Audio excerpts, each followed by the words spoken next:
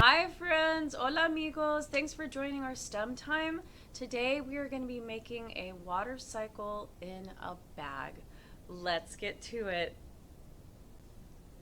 Okay, for our experiment you're going to need a plastic bag, Sharpie, some blue food coloring, and some water. So the first thing you're going to do is just draw your sun. We're going to decorate it a little bit. There are the rays coming out. And then draw some clouds up here. And then we're going to draw some waves down at the bottom. Okay. Okay, can you see that a little bit? It's kind of hard with a clear bag. So now we're going to pour about an inch of water in our bag.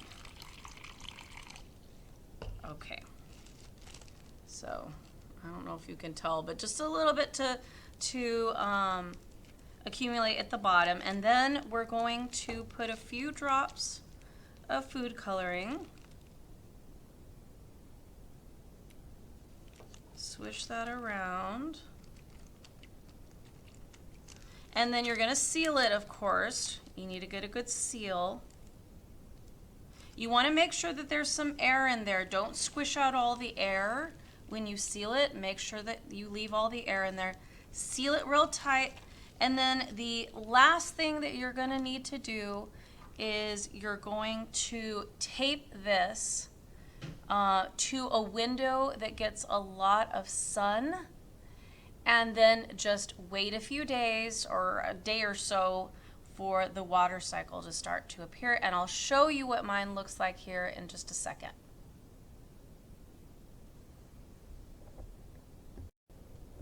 Okay, so this is my water cycle in a bag, and I put it in a sunny spot.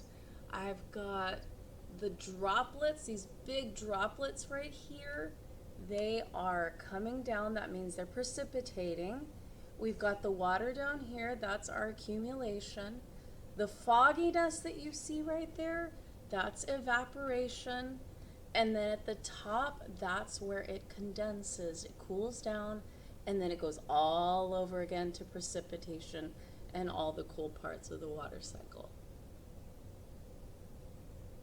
I hope you had fun making your water cycle in a bag. The bag is similar to our Earth, and it shows all the parts of the water cycle in just a smaller version, right? To explore further, you could try using a bigger container like a glass jar and see what happens. Please comment below on what happened during your experiment. Thanks for joining us. Bye!